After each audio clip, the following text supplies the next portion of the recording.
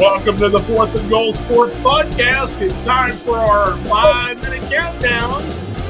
We're joined again tonight by Jeremy, along with Chris and David. We'll see you here in a few minutes.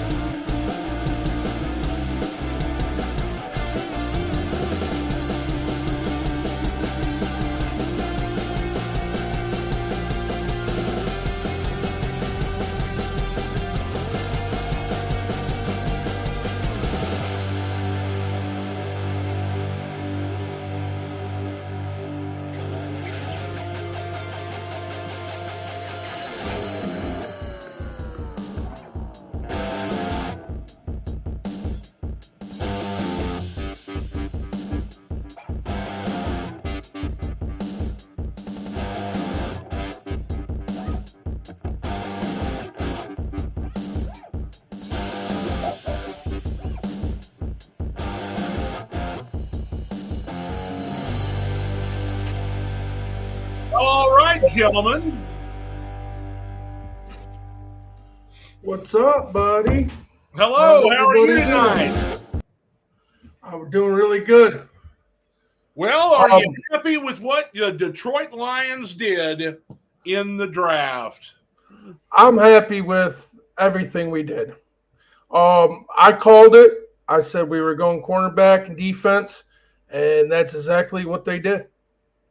I mean, it does help. I think Jeremy was right on last week. I think we would have traded back for sure for more second-round picks if it wasn't for the fact that the NFL it was just a weird draft, boys. They set the record for 14 straight offensive players picked, and it left the best. I mean, Mitchell and Terrion Arnold were 1 and 2 corners left on the draft board, who we never knew that we would ever have a chance at either of them. And guess what? Mitchell went first. Arnold was sitting there. And guess what? We really, from the rumors I've heard, we really fucked Green Bay over once again because Green Bay was going to take Terrion Arnold, and we jumped up and snagged his ass before they could get him. So that's Brian Branch, the same scenario, last year's draft. They wanted him. We jumped up. We got him before him, and we did it again. Brad Holmes is a genius. I think it is safe to say that the story of the first night of the draft really began when the Atlanta Falcons took Michael Penix Jr. Wow. Okay. I think that, that is what allowed all these really, really terrific defensive players to fall down to further in the draft. And, it's all because of a mad rush to get quarterbacks. They went ahead, they had, all 6 quarterbacks went in the first round. They were all like, well, we're definitely going to have 3, maybe a 4th or 5th one. And then they all went because it's a mad rush for everybody to get quarterbacks. It's a quarterback-driven league. And they know that if they pick now, they can get ahead on, what it is that every team's trying to do, and that is build a team around a young quarterback with a cheap salary. Atlanta, by getting Michael Penix Jr., they have ensured themselves a way to they have insurance for Kirk Cousins. He's coming off of the Achilles injury or ACL. I forget what it is exactly. But it's, one of those that takes a long time to recover from. Now, he's not a mobile quarterback by any stretch of the imagination anyway. Atlanta plans to win the division. Atlanta plans to, get into the playoffs and have a shot at getting to the Super Bowl with all of the weapons that they have on offense that they have added, here in the offseason, now here in the draft. The defensive players that they have brought in over the last 2 off seasons, they are in a prime position, to really lead the NFC South, and they can't allow themselves to go into the year and not know whether or not they're going to have a viable option at quarterback like they did the last couple of seasons, guys.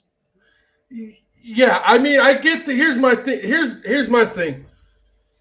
I get the insurance purpose, but this could really fuck Atlanta too. Because here's the thing. You just guaranteed $100 million to Kirk Cousins for 4 years. Phoenix 160 of the 180 million. Okay, 160.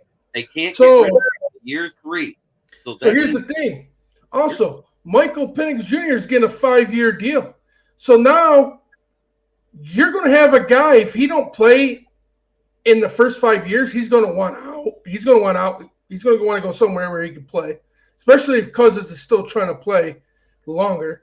Second of all, what if Kirk Cousins don't play his last year and Phoenix is in his last year and balls out the first 2 years?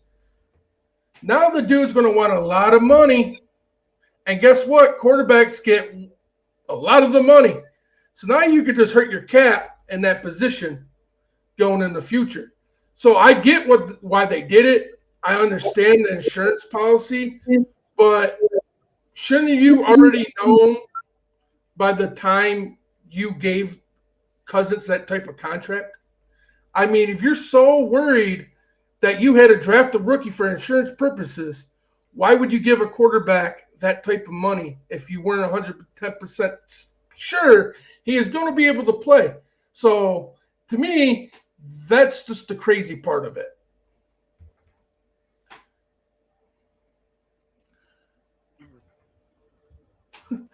You got a lot of people here, buddy. Yeah, I know. They're all watching left and right. As far as the Michael Penix thing, it's either going to be super brilliant or it's going to be super dumbass.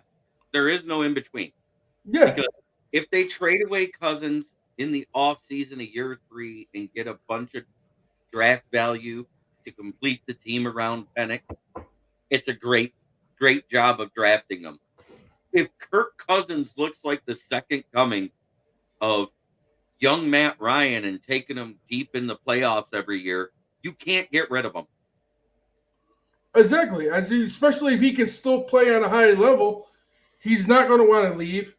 And now you're worried about. Now you got to worry about what's Cousins think of this. How's Cousins going to respond? Which I don't think Cousins will change his demeanor because he's been pretty professional with every team he's with, even when Washington did him dirty. So I don't see him being a distraction or drama queen. But I mean, you got this poor dude doing the hype up for the draft show. You know what I'm saying?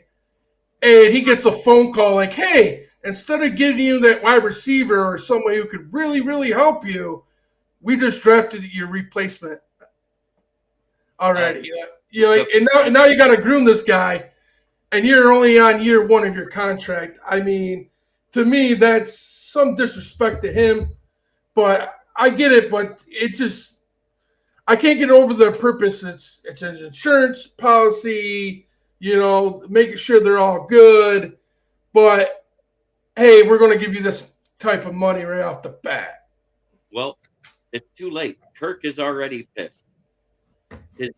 Kirk put out a tweet the night that Penix he goes, what the hell? I wasn't even notified you guys were going to draft a quarterback in the first round. I thought you were building to win this year.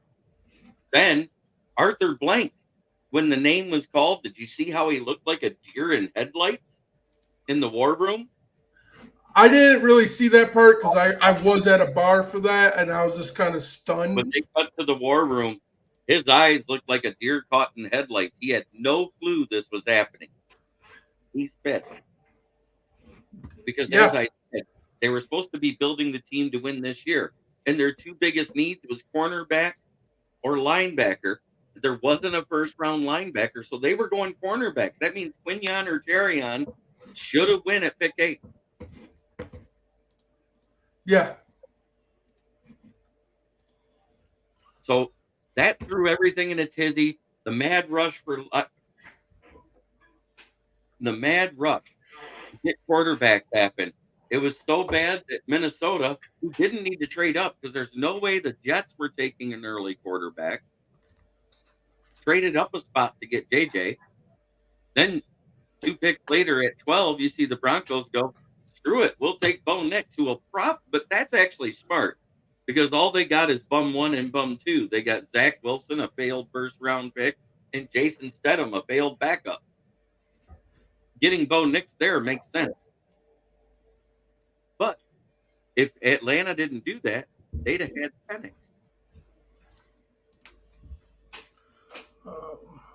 Because they didn't even take the best quarterback on the board. They reached. So it's like a lose-lose situation. I mean, to them, that was their second best quarterback on the board, and I get that. but it made no sense to me. You don't see the private chat, David?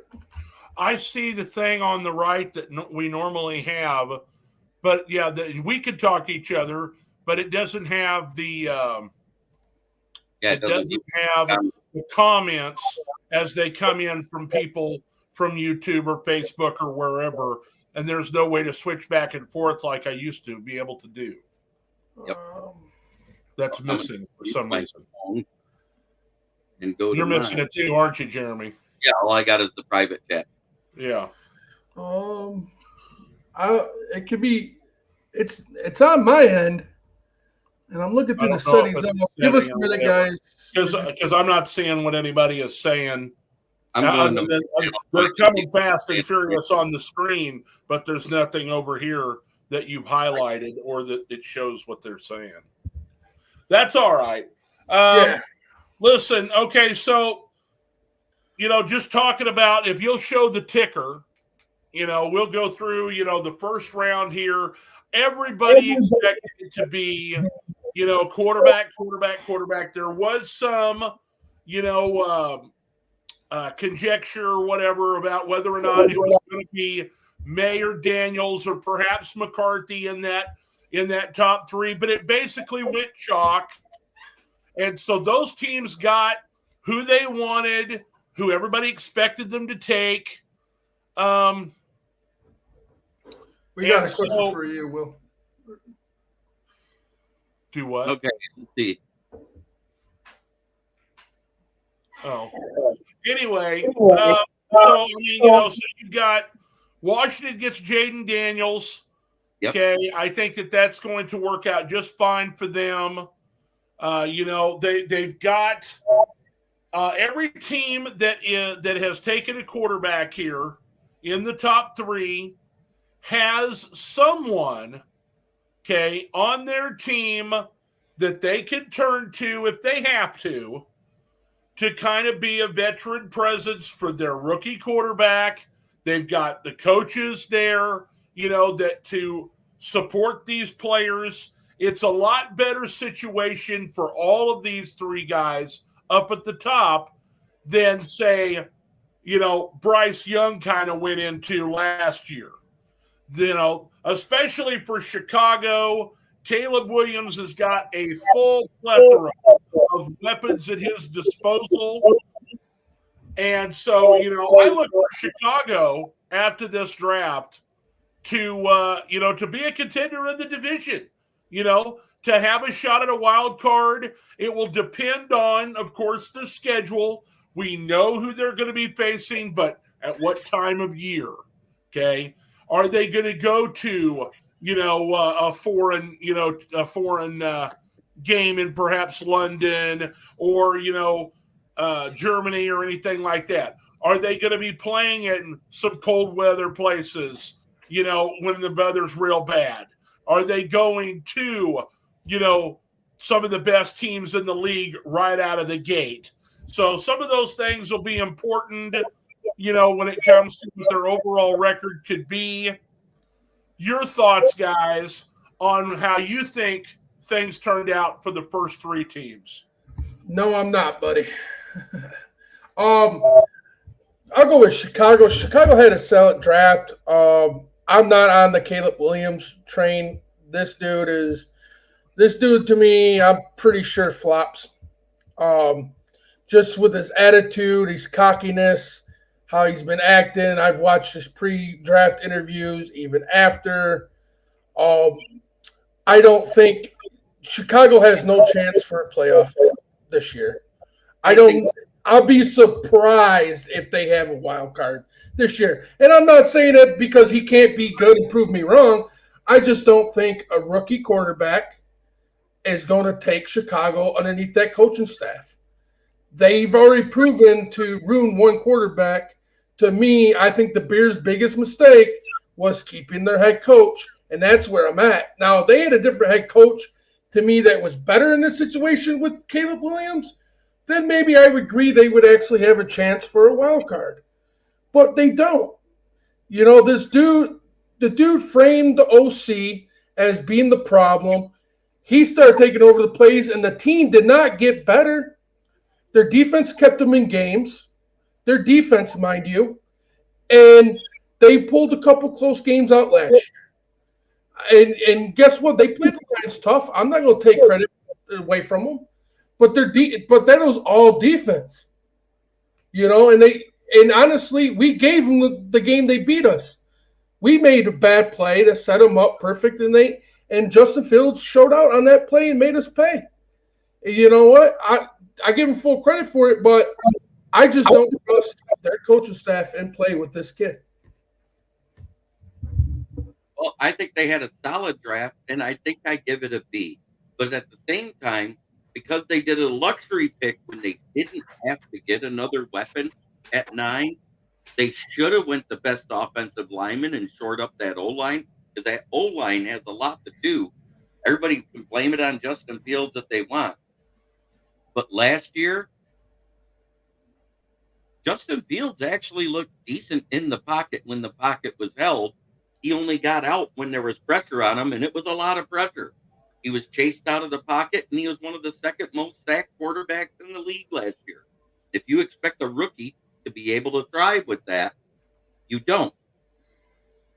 What you can expect is they're going to be good defensively again. Yeah. Because they were top 5 defense.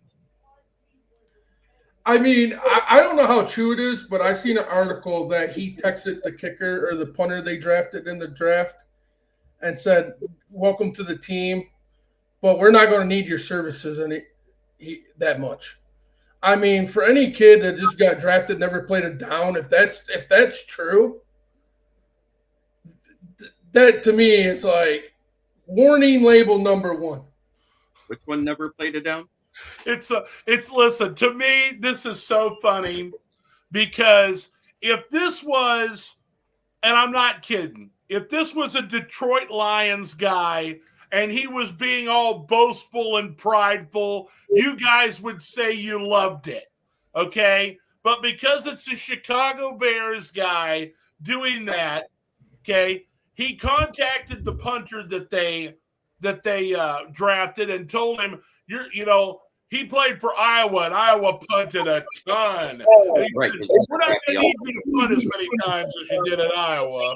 He wasn't saying they wasn't going to need him at all. They're just saying, Iowa was that bad, and you're coming to a team where we're going to have a good offense.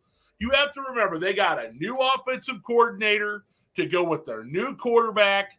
They've got all these weapons. They brought in offensive linemen this offseason in free agency. Okay. And you know what? The None of them were rated as good as Cody Whitehair. What? None of them were rated as good PFF-wise. And PFF, the only thing they're accurate on is O-linemen. None of them rated as good as Cody Whitehair. So they actually got worse. No, they got worse at the position. That's what I'm trying to tell you. Okay, but let me tell you something, okay? All of these things where they rate these players and everything, when they're rating these players, some of the time, it's because of the group that they're surrounded with, okay? Especially in an offensive line. Now you're going to have a new group working together, and perhaps they will gel better based on their personalities or the line coach that was brought in or whatever the case may be. You guys, it feels to me like that you're saying, oh, they got no shot. I'm not saying they don't have a shot. That's how Chris is framing it. There's no chance they're going to make the playoffs. Caleb Williams is a bust, and everything that they've done, they're lucky they picked, Aduzze with the second pick that they had, because they're going to need a different quarterback real soon because he paints his nails. Hey, that is what I said. You can twist my words, but that's not what I said. I said, I think he's going to be a bust. Even if he isn't a bust, they don't make the playoffs in their first year. I don't see it. I don't think he's going to be that good to take them to the playoffs. That's just my personal opinion. If you're going to twist my words, no, it just feels like you're giving them no chance at all. We haven't even got the schedule released yet, okay? Well, to me, We all is have a blank slate. I'm also going off the new year. David. I'm also going off Josh Rosen. Do we remember Josh Rosen? Where's that guy at? Because if I'm not mistaken, he said in the draft interview, "I'm the best quarterback in the draft." What happened to Rosen, David?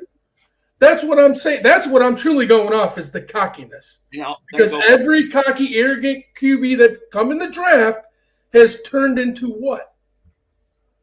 Okay. Go back even further. Jamarcus Russell was that way. Exactly. You can name them. You know, to me, I think Minnesota stole this draft. I was very happy. You know, as far as just the first round is concerned, you know, I said that they could probably just sit back and wait, and they nearly did. I don't know what spooked them into moving up one spot, but you know, they went ahead. They got their guy, okay, who you think is great. I preferred Bo Nix, but we're gonna have JJ McCarthy, so that's the guy in Minnesota. But because of all the quarterbacks going early, the surprises and all of the offensive players, here you go. One of the best defensive pass rushers falls to the Vikings. They trade up again to 17 and pick up Dallas Turner, and he's going to be their replacement for Danielle Hunter. Absolutely. That was a great pick. I love that pick for Minnesota. Well, to me, this is my opinion too. I've said it, you know, through Facebook the last couple of days. I think the two best quarterbacks in this draft was Daniels from LSU and JJ. And May's up there. You know, I'm not talking about May, but I just know from his scouting report a lot with the feet and the way he's throwing the ball, you know.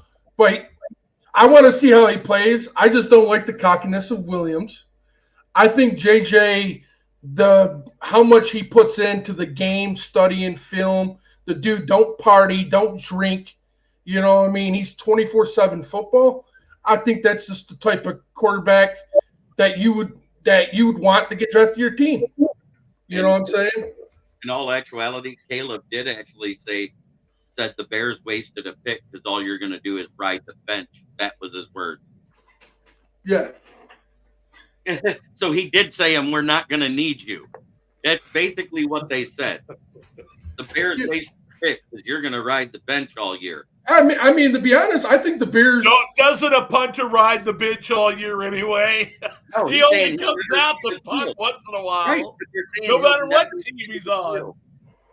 They wasted a pick because you'll never see the field, basically. He said you're a waste of a pick. I mean, when you say it that way, I mean, that's what making it sound, you know what I mean? But at least they traded up and grabbed an edge, but I still think, and I don't care what you say, they should have went for a rookie offensive lineman instead of a wide receiver at 9. I think that was a luxury pick because they already had a good wide receiver room. Scott would kick Chris off the show if he was vaping on. Yes, he would. It's his, but this is Chris's show. It ain't my show. Exactly. And I do vape on the show. I do, you know. I don't think it's that big of a deal. Chris is the vape guy. I'm the vape guy now. Yeah, also, I wanted to share this. I wanted to give my city some credit here. Absolutely. Just, you know, watching on TV, of course, you guys were there. You know, very impressive. Of course, you guys broke the record for the overall attendance for the event, beating Nashville out. And I'm sorry that it didn't work out for you there, Chris, to be able to get to where you needed to be on night one. We never talked about whether you made it on any of the other evenings. But, you know, they didn't have any warnings about when they were going to start closing down, when they were letting people in. And it got to capacity pretty quickly from what you told us. Yes. I can actually tell you because I was there on day 3. I spoke to a Metropolitan Police officer. The numbers, if you it's actually way lower than what it actually was, because they could only fit up to 300,000 fans a day, right? We were at basically almost Nashville's number at the end of day 2. Yeah. They said we did like 110,000 to beat it on day 3 morning, and we beat it to the tune of 775,000. Yeah. So you think about that. Plus, Is that coming in clear, guys? Yeah, I can see it. Kansas City was 312. Las Vegas was 325. Cleveland was 160. That was the commissioner's basement virtual, so it didn't count. But Nashville was the last really big one. Yeah. And this is just crazy. I've never seen so many people in Detroit all in one weekend. Now, wait, here's the great part. Metropolitan Detroit. They only had to break up 2 fights between fans, which you heard nothing about, because they had 400 officers on duty at the draft each night, plus the ones patrolling the streets. They only had 2 fights and 1 DUI in the whole draft area, which included Greektown, by Ford Field, over there by all the other stadiums and everything else. That's all they had on Friday and Saturday night. And if you think about that, that's an amazing job, not only by everybody who attended the draft, but by all the citizens of Detroit, by not acting a fool like you usually hear about Yes. at big functions.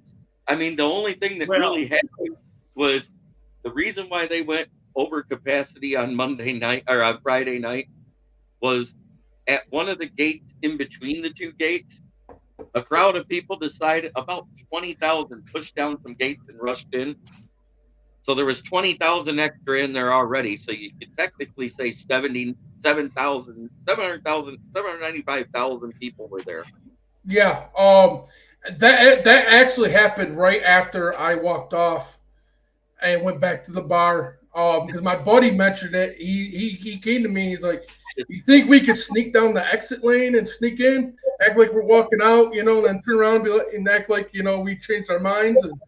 And I was like, "No, because I don't know how the cops would act or the security would act if they did catch us in that act." And like I was telling Jeremy before the show started, was the only thing I was bummed out is how they handled the whole thing about the capacity. Right. Because before we left, as we were waiting on the free shuttle, it's popped up, said gate 1 is closed due to being backed up. So I'm like, okay, so a lot of people are just trying to go to gate 1. So we get there, and then they're like, go to gate 2. So we get to Jefferson. There's like 10,000 people in line. And then as we get to the line, it pops up, gates are closed, won't reopen for anything for the rest of the night. And I'm like, dude, I watched the news. I checked every app. Like, why are you now just waiting? Why wasn't the warning like, hey, we had to shut down gate 1 because we're getting close to capacity? Yeah, because if I would have known that, I probably wouldn't walk 3 miles. It was good for you. It was good for you. Hey, it didn't bother me. I just had my pops with me. And by the end of it, his back was really bothering him, so I felt bad because he walked all that way for nothing, And it was just really bummed out because, like, Allie Goodman that we've had on the show, the fan of the year in 2023, her and her husband flew down, paid for a room I can't imagine how much money she spent for a room down in Detroit. She got locked out the first night of the draft, too. They left and went to go get dinner, came back, couldn't get back in.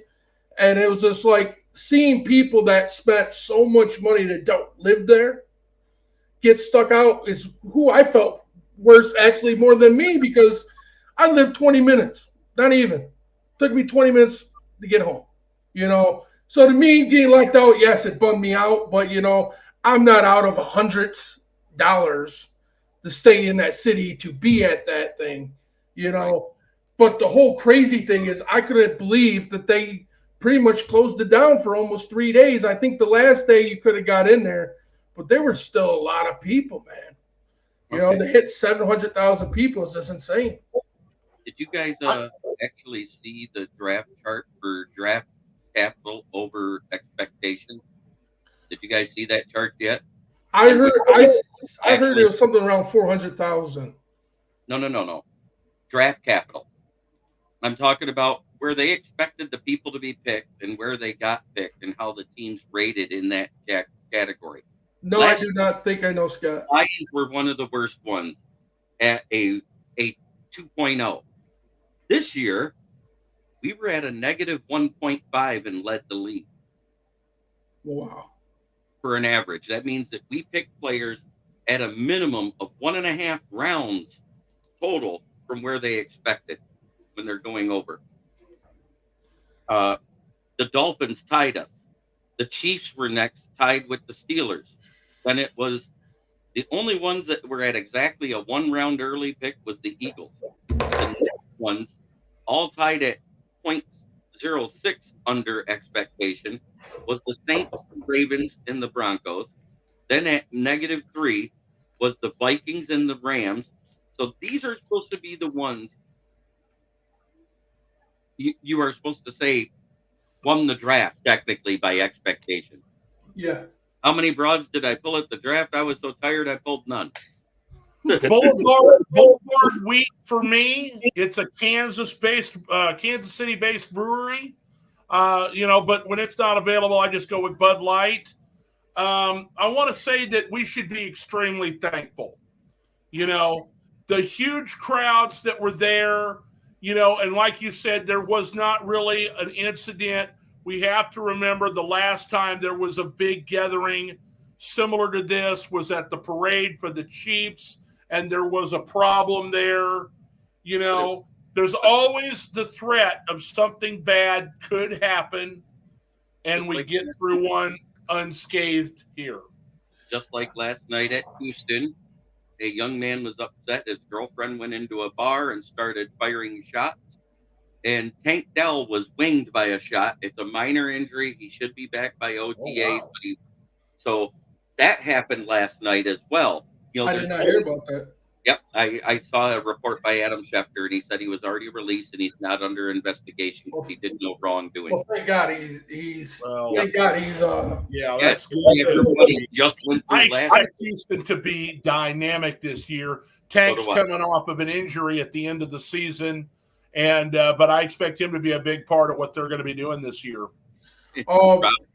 Detroit was prepared because I had a buddy doing catering right across from the draft stage, and he works for a big place that do big events like this. And before the draft started, there was actually snipers on the top of those buildings looking down, and he's like, "Don't worry, the snipers are keeping us safe here."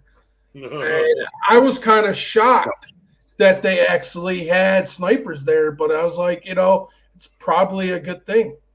This case, something crazy did pop off. People can say what they want, but Detroit SWAT is just as trained as LA SWAT, New York SWAT, Chicago SWAT, because if they're needed, they'll be used. And no, I don't think they know Scott the Motor City Madmouth because they have yet to have been on a show with them. I'm working on getting some more of our guests. Good Lord. Let's leave the punishment stuff alone. His punishment is he can't be on the show for 2 weeks. Let's get back on track here. We talked about the top 3 picks. Moving on to number 4, Arizona. In our mock draft, I had Arizona and I thought that they should go with Malik Neighbors. Here they go with the safe pick in Marvin Harrison Jr.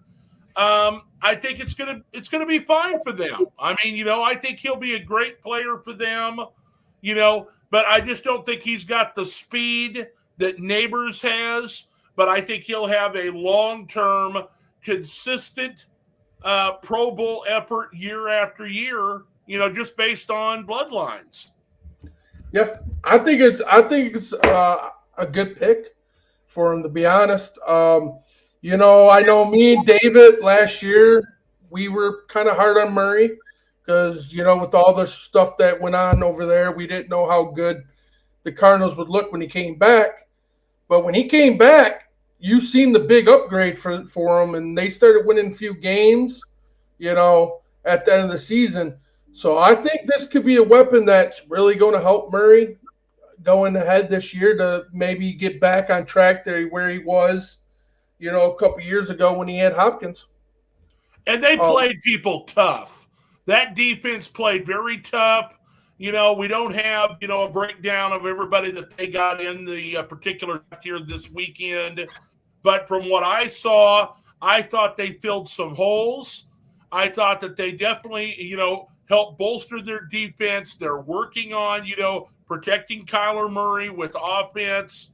And so, having Marvin Harrison Jr. there, not necessarily as a safety blanket, but as his primary target going forward, you could do a hell of a lot worse. Yeah. And I think it's a good thing for Arizona, and I'm hoping that this pick works out for them because, I feel bad for the state of Arizona. They lost their hockey team to Utah. So a lot of fans are devastated. And, I feel like if Arizona could be good again and get back to playoff caliber football, that city would really, band behind them because they're, other than the Diamondbacks, that's all they got there right now. Well, yeah, because the Phoenix Suns have been a disappointment in the NBA this year. They added Kevin Durant, and then, they're not doing well. Oh, I'm sorry. I totally forgot the Suns. Well, that's, because they're not doing well. I mean, they made the playoffs and you expect them to do something, and then they don't. Yeah. But, I think that the Chargers, there was a lot of talk, ahead of time about who they were going to take, an offensive line. And I think that perhaps they got the best of the group, here. They bolster their offensive line. Rather than going with the receiver, they're going to pick up a guy later on in the draft and everything. But, the idea here is that Jim Harbaugh, at every place that he has been, okay, they run the football, they pound it at him, and they play defense. Even though he was a quarterback, both college and in the pros, as a coach, he sticks with the basics and the foundation of professional football and goes with the offensive lineman here, Jeremy. Yeah, and that was smart. I mean, they needed help because Rashawn Slater has not had but one healthy season, and that was his rookie year. He's been going on and off the IR. The other tackle goes on and off the IR. They needed O-line help. So it was very smart to go with Joe Alt. They did get some pieces down through there. They needed to bolster the cornerback room. They needed to bolster the linebacker room. They did all that. But the problem is who they picked and where they picked them and who was available. Yeah, kept his Michigan linebacker, Colson, right? Which is fine. That's where he should have been picked, was in the second round. So that was a great pick. But Max Melton was listed as a third to fourth rounder because he was in the 90s as a prospect. So when they grabbed him, that kind of was like, oh, let's pull somebody that we don't need. There are some play later than the ones that are here that are better. And then they did the same thing later on and with other positions, which is why their draft value is a little lower than what everybody expected. And that's why PFF gave them a solid B, because the top end of their draft was better than the back end of their draft. Yeah. You're talking about Joe Alt, right? Yeah. Yep. Yeah. I thought it was a solid pick. They needed offensive line, I thought the Chargers had a pretty solid draft all the way around. I'm kind of shocked though, because do they still have Eckler, or did Eckler leave them? Eckler's gone to the Commanders on a 2-year deal. I was kind of shocked that he didn't take Blake Corum right before Blake Corum was actually drafted. They picked up Gus Edwards from the Baltimore Ravens in free agency. He's going to be their lead dog. But, he did get his Michigan boys on defense, two of them. He got Colston and Johnson, a solid cornerback, which I figured he would try to land some defensive players on the Michigan side of the ball. Then Neighbors goes to the Giants. They needed a dynamic playmaker. And so, a lot of talk that they may take J.J. McCarthy there with the 6th pick. And I think they were trying to bait and get, Minnesota to come up and spend all their assets to do that.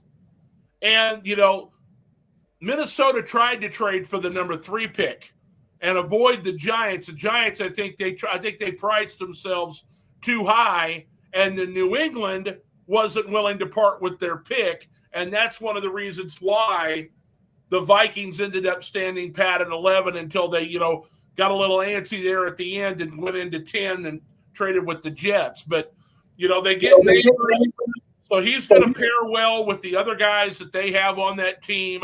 They've got Shepard and Slayton. They picked up a tight end in this draft because they're not sure whether or not, Darren Waller may retire or not. And so, they're going to stick with Daniel Jones. Tyrod Taylor is not the backup there anymore. I don't know. Hang on. While he's doing that, Florida used to be a Drew Lock.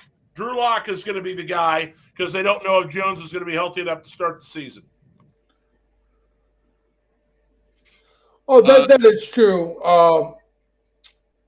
The only case I had, and I guess you'd call me a homer on it, I thought there was a chance that Corum could go in the first round just because I think he could be another Fred Taylor in the league.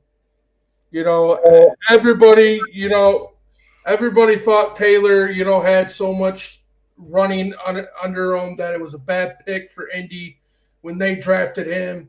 And look how solid he's actually been for Indy.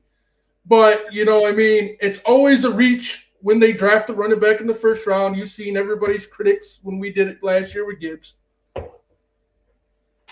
Yeah, let me say something here real quick. We talked about the possibility of him going in the first round to Dallas because Dallas doesn't really have a lead running back. Dallas had the opportunity to draft Corum in the second round after they'd already gotten Guyton in the first round on the offensive line. And the first running back had already been taken off the board by Carolina, the guy from Texas. Yeah. And so I thought Corum to Dallas in the second round was going to happen, and they went in another direction. And it sounds like Dallas is going to re-sign Ezekiel Elliott after a year away with the Patriots. Yep. That's what I heard. And to me, that's why it makes no sense for Cowboy fans because, Jerry's comments to the media, they're all in. They're going for it all. And they haven't done nothing this offseason, hardly. They didn't do nothing in the draft. And now you're getting Zeke. And what did Zeke do last year for New England? He was solid for him when Ramondre Stevenson went down. I mean, he was solid, but he wasn't good. You know what I mean? To me, he's not the guy that's going to come back and help you to the promised land. Is all I'm saying. I'm not saying that he don't have history there or he was a bad running back his whole career or anything. I just don't think Zeke is Zeke like he used to be when he was with Dallas. Guys, I watch Pro Football Talk with Mike Florio and Chris Sims, and there's a theory that Mike Florio has is that Jerry Jones and the Dallas Cowboys have sold to their fans that the America's team, is doing everything they can to win a Super Bowl. And he thinks that is all just talk. And it's starting to seem like that's true. That, they say these things to keep the fan base interested. They say these things, to get everybody all pumped up. And then they just do the same thing they always do, which is just rehash what they're doing. Now they did try and improve their offensive line. I think they picked up a few pieces here and there, but they've got so many guys, and you're right, Ron, so many guys that they're going to have to pay they're going to end up losing some of these guys, or they're going to end up having to make a change at quarterback if they want to keep them. You got Lamb's going to want to get paid. You got Parsons is going to want to get paid. And then here you're sinking all of your resources into your quarterback. They've just got too many overpaid people on the team in order to be a contender. They're going to make the playoffs. That's what they generally do because they have an overall good team, but they fall flat every time because they don't have people to get them over the hump. Yeah, and it's just to me. It's just crazy. I'm thankful every day I'm not a Dallas fan. Yeah, what's funny is the Lions stole that moniker from Dallas back in 1991 when Pat Summerall and John Madden called the wild card game when Detroit Lions stomped a mud hole in Dallas's butt with a 31-6 thrashing on the legs of Barry Sanders. And John Madden literally said, "There they are, the 91 Detroit Lions. They're American team." Yeah. We got a question for you, buddy, David, on the screen here. How do you know all this stuff? I pay attention. I do a lot of reading with football books. Every year I subscribe to the Lindy's Pro Football Annual so that I know all of the lineups. I'm on. It's Pro Football Chase. If you go there on Facebook, every day you will see all of the transactions that happen, throughout the league. They're very good about telling you what's happening. Of course, I like Adam Schefter and I like, Ian Rappaport. And so anything that they post, always I get those things. That I have. I'm in the truck all day. I'm delivering parts and supplies and materials.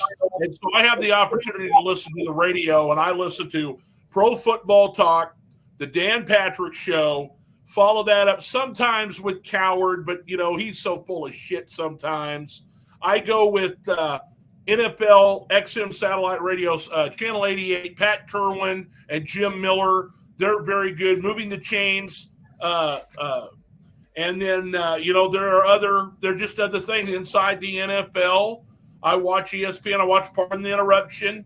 I'm all out sports all the time. I love to, I do not because, I'm not really a Detroit Lions fan. I met Chris through NFL Renegades, and we kind of got this started last year because I was going to be a guest. And the next thing you know, I'm a host.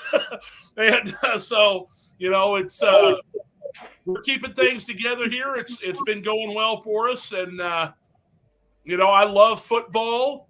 And I pay attention to all of it, including the spring football leagues, because sometimes you can get players from them other leagues. It's just like a minor league. And, so I keep track of everything. That's how I know. Exactly. And, I asked David to be a guest, and I'm glad he stuck it out because to me, the show wouldn't be what it is without David. We do good with each other. He can give me shit. I give him shit. We don't get mad at each other. So it works out real good when you have that type of relationship. I appreciate it, buddy. And I get a lot of grief because I have divided loyalties. I'm born here in Kansas, and so I'm a Kansas City Chiefs fan, but I like the Minnesota Vikings in the NFC. And they're like, well, who are you rooting for if they face each other? And I'm like, Chiefs. So, yeah, you got your main one that if they play each other, that's who you're going to root for. And you know what? I'm not going to lie. And listen, it's been fun. It's been so fun because, me and Chris get together last year, and then the first game of the year is our teams, the Detroit versus Kansas City. Detroit's coming on strong. Kansas City's in the middle of a dynasty. So it's been crazy how it's worked out for us. And I really thought, man, we had a shot at it being, a rematch in the Super Bowl. That would have been so awesome. And, they just blew the lead there, There was more than just a few mistakes in that game. Yeah. But you know what's funny? San Francisco made the exact same mistakes when they played the Chiefs. They're going to get it cleaned up, I'm telling you. You guys got a really good shot again this year, but you're going to have a tough division. I'm not saying Minnesota is going to be, a wrecking ball of any case. I think Chicago is going to be stronger than you let on. And I would be very concerned after the showing that the Packers put on last year at the end of the season that they're going to be right there. So you're not, last year, it's never a cakewalk. It's never easy to win in the NFL. But, it's going to be between those two teams there at the top, and I think either team could win.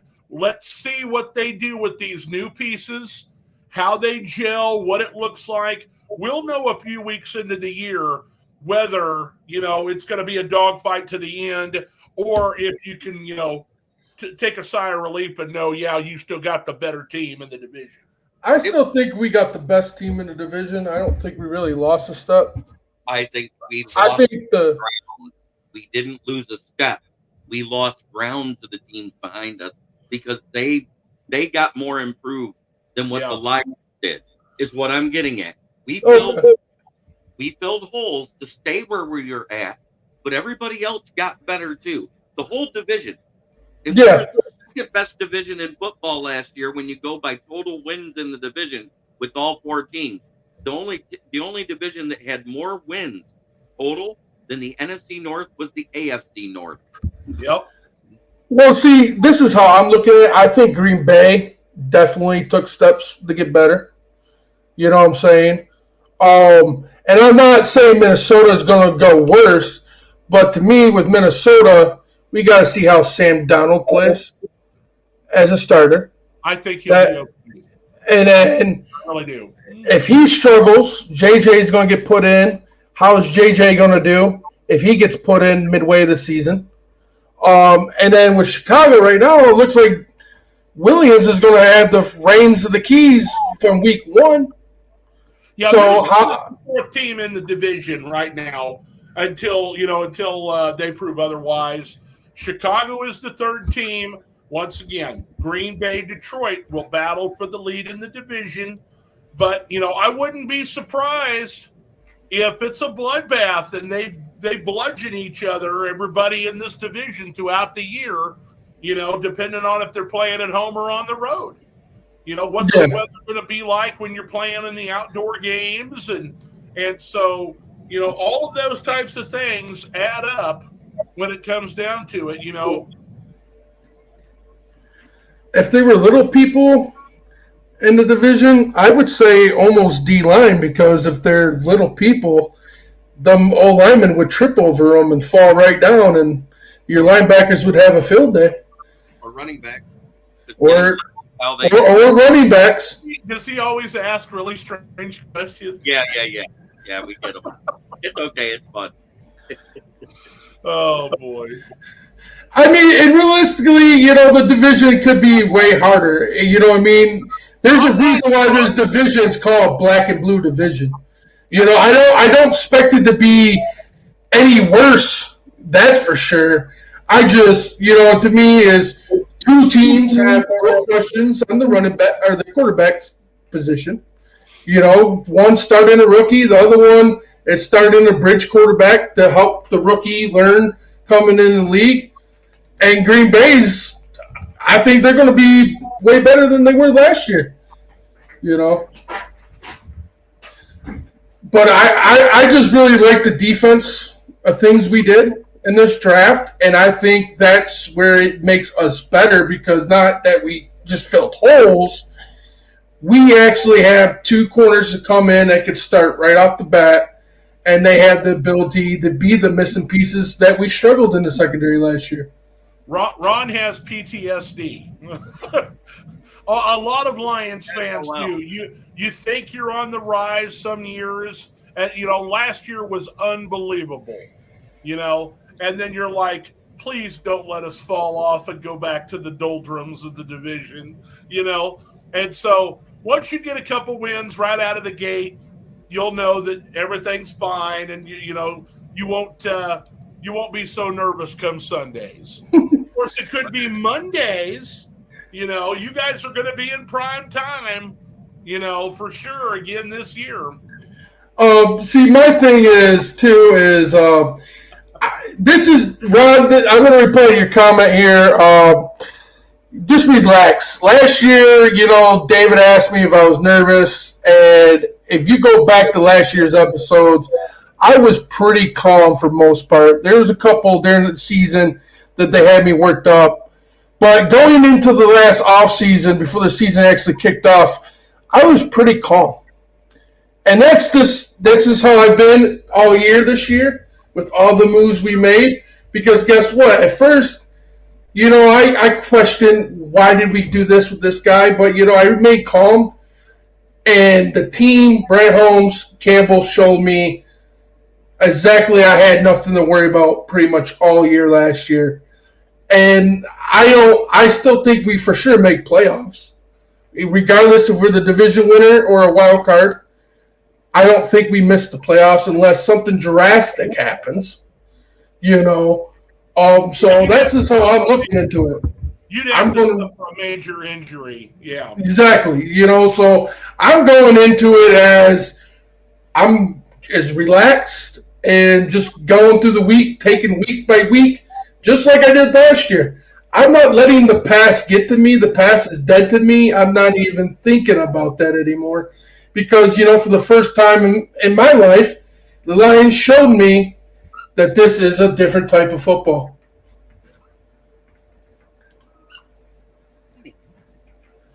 I agreed. The second guy we got, I was honestly really shocked that we doubled up on corner. But after I looked at him, I was like, dude, this dude is a dog. Like, I could see, Brad Holmes came straight out, and he's like, I seen the dog in him. I wanted him, Go ahead, Jeremy. I said all along, Kerryon Arnold was the best all-around cornerback. Him and Quinyon Mitchell. It was a 1A, 1B because they were both the same, the best in their divisions. You can say that Quinyon didn't play in a good division, but he looked great. But what they are number one and number two at is run defense. As you see there, I put that Arnold was 90.9 EFF rated at run defense, and Rakestraw was rated at 88.2. So they were 1 and 2 at run defense, but at coverages, Rakestraw struggles in man coverage because he has stiff hip. He does run faster in game film than he does in the 40 time of the Pajama Olympics. So I throw out those times when they got great game film and they track everybody by GPS. Both Arnold and Rakestraw was tracked really fast in gameplay. Kerryon Arnold on 20 different occasions was clocked at 21 miles per hour. That is not a 4.47 40 time or a 4.5 40 time. And who I'm really excited about? Amik Robinson. Did you see his tweet? Yeah. But Rakestraw was clocked at 22 miles an hour in game on 18 different occasions. So that means they have good top speed available. They just, when some guys don't run as hard when they're not in pad. Yeah. Look at Brian Branch. He's way faster on the field than he was at his 4.55 40 time, right? Mm-hmm. Exactly. But see, what's going to happen is I think he's going to go to corner, and I think Branch is going to go back to safety. But I also believe, too, is Branch will work in with, what's his name? He's number 6, I believe. He was the rookie that came in safety with us throughout the season. Yeah. So I think him and Branch will switch between safety and nickel cornerback. And I think Branch is going to be used as a hybrid, and they're going to move that little mofo around the whole field and just fuck with offenses because he can play so much positions. They have already said that Branch is moving to safety. Okay, has it been confirmed permanently? That has been confirmed. They have already said France is going to play more like 70% at safety than at the nickel this year. Rakeshaw, right now, as far as I'm concerned, because he's so raw in man coverage, because he has stiff hips and he struggles getting handsy when beat with double moves, drawing penalties. Right now, I have him as either the nickel or the dime corner on this roster. Because if Mosley is healthy, he's more than likely going to be the one, which makes an easier job for Terry and Arnold to transition into the NFL playing at DB2, which means we can have Amit and Carlton Davis switching off at the slot, who both have outside capability, but are natural slot corners. Yes. So I'm just going by what I see and what I know about football in the game film that I have actually paid attention to these guys coming out of college. Because I don't just look at the highlights in any draft guide. I formulate my own opinion. This is not a weed pen. Just for everybody wants to know, it's not a weed pen. It's a breeze. This tobacco, this nicotine. It's obvious you've solidified your secondary. But let's move on. You know, we've got some offensive linemen that come off the board here to Tennessee. You know, we talked about, the Atlanta situation by drafting Penix. We've talked about, J.J. McCarthy. We talked about, Roma Duze going to Chicago. So I want to skip ahead to the next player that I think is of importance here. And, so for me, when we go down the line and you look at all of the guys that were selected, we get a big group of offensive linemen. We have the big group of the quarterbacks. Bo Nix goes to Denver. But the guy that I want to bring up is the tight end. Bowers out of Georgia goes to the Raiders after they selected Michael Mayer last year. And they don't have really, a number one quarterback, to throw him the ball. And, so I look here, they can run a lot of double tight end sets. They still have Devontae Adams, there, and they've got Jacoby Myers. But are they going to stick with Zamir White as the lead running back? Because they let Josh Jacobs go to the Packers.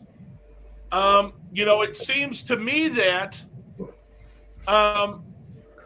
this is a mistake drafting this, the tight end here when they have other needs on the team, Chris.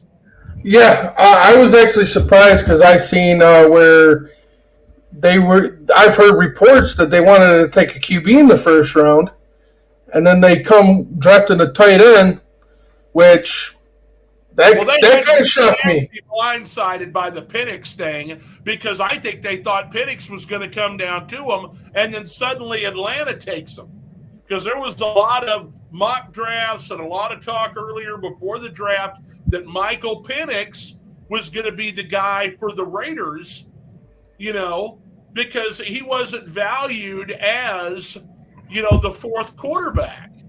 He was valued as, either the fifth or sixth quarterback, and then he gets taken by Atlanta. And so I think that really screwed up what the Raiders had planned. And so maybe they just went for best available player. Yeah. You're exactly right. When Penix went and then Bo Nix went, because Bo Nix going to the Broncos, because you didn't hear that the Broncos were going to take a quarterback right away. It sounded like they were either going to go O-line or defense. So when that happens, and then they take that last quarterback that had a possible first round grade, because remember, Bo Nix and Penix were both rated first or second round, not true first round talents. Yeah. So when that happened, they said, oh, crap. So they just took the best offensive weapon, period, because the best O-lineman was already off the board. Which is still crazy. Do you know that your screen is shut off, Jeremy?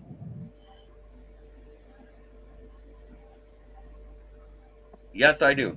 Oh, okay. So, just continuing on here, I mean, we're kind of sidetracking and going through some of these other picks that, offensive lineman's not a glamour position. So, you can talk about some teams that help themselves, but it isn't necessarily, they should have taken an offensive lineman. There was some really good ones available, Ron. You're right there. But, we get to, these other teams, they see these offensive linemen are still available, and, man, they start snatching them up as quick as they can, before the really good ones are all gone. Amarius Mims is gone, and Fuega and Fatanu, these guys get snatched up here, over the next few picks. And so for me, the next pick to really have something to talk about is, LA missed out on the chance to get their defensive tackle replacement. I thought that Byron Murphy was the perfect guy for them, to replace Aaron Donald. Instead, they ended up going with Verse out of Florida State because they missed out on him. He ended up going to Seattle. Murphy did. And so, you've got, for me, they definitely needed pass rush. They'd lost pass rush over the last couple of years. Von Miller walked off after they, signed him and brought him in for their Super Bowl year. He goes to Buffalo. Aaron Donald was a force in the pass rush, even though he was a defensive tackle. He retires. They lost, was it Leonard something? I think he ended up going to Buffalo too, Yeah. And so they needed pass rush. They get Verse here in the first round. You don't know what he'll turn into be. He's not Aaron Donald. Right. That was a great pick for Seattle. And Jared Verse is still a sneaky good pick because remember, Aaron Donald didn't just play D tackle. He played D end. So he gets to replace that role at D end and possibly switch into outside linebacker with the choice, because every now and then, remember, they would slide Donald out there and go with three big defensive tackles across in that 3-4 they run. So there's some versatility they can use. It's just the opposite versatility of what we're used to. Instead of somebody that can go from the 5 to the 9 technique, they got somebody that can go from the 3 to the 9. Yeah. And I completely skipped over Latu, who, was recommended to retire when he was playing at Washington, goes to UCLA, turns his career around, I guess, because he didn't get injured. There were concerns about him and his neck. And here he is. He gets taken in the first round by the Indianapolis Colts. Yeah. He actually had his surgery done by the same doctor that Peyton Manning went to for his neck when they thought Peyton Manning was going to have to retire when he was with the Colts before he went to Denver. And he took human growth hormone? I don't know. All I know is I was reading the story and seeing joke, yeah. And seeing where he had the same surgery. The chat's not being ignored, but you comments guys are just coming in so fast. We're trying to do the topic and fit where we're at. I'll look into some comments. Somebody said Tom Brady real quick. Tom Brady playing for the Raiders. He mentioned he would come back for the Raiders, a couple teams. But in reality, I don't think he can come back because now he's part owner of the Raiders. No, that's why he can come back, because he hasn't accepted his commentator role. If he takes his commentator role, he loses all his bonus money from Fox because he hasn't done that yet. Even as an owner, the only team he can play for is the one he owns. Oh, okay. See, I didn't know that. I thought the rule was you can't play for any team if you were half owner. Well, he hasn't technically. He's in the process of buying a piece of the Raiders. That hasn't been finalized yet. So I just seen an article a couple weeks ago. It's been approved. Was already. it? Because I didn't think it had been. Yeah, I seen it a couple weeks ago. I'm pretty positive they said they actually approved Well, 2 then weeks it's ago. He Raiders is a or nothing. 10% shareholder. Yeah, that it's Raiders or nothing. And just from a business aspect, they can't afford to pay him $37.5 million to play quarterback like Fox is going to pay him to announce a game. So, he's got, I don't know if he'll be any good as an announcer. There's some, some things out there as far as, it's harder than he thought it was going to be. He's worried about, taking the barbs and everybody sniping at him because he may not be perfect right out of the gate. And, he doesn't like criticism. He's, a perfectionist or whatever you want to call it. And so he is, I'm trying to say he's concerned about being, the commentator. Yeah, I don't think he's going to come back. If he was going to come back, I think he would already made that commitment already, in my opinion. So let's move on to the next draft pick of, interest. We already talked about Dallas Turner falling down to Minnesota. Okay, we've got Amarius Mims going to Cincinnati. Verse, going to the Rams. The offensive lineman.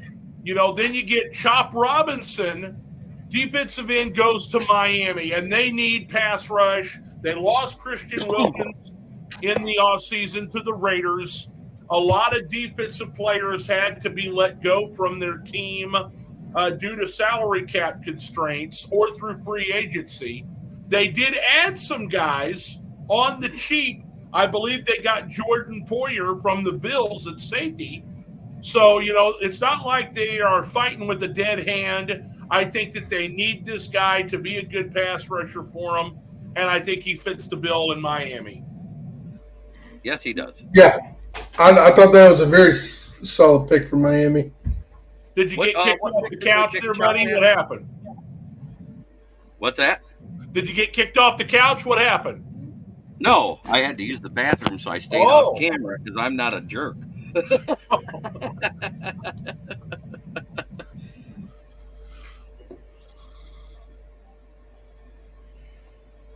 Yeah, Chop really doesn't fit what we do here. And I said that right away. If you look at the type of guys we draft for D-end, the guys that we draft for D-end is people like Darius Robinson. And look at Mekhi Wingo as a light DT. He's the type of guys we draft for D-end. We either draft guys that are really light, almost linebackers, or we draft the heavy guys that are almost defensive tackles for D-end.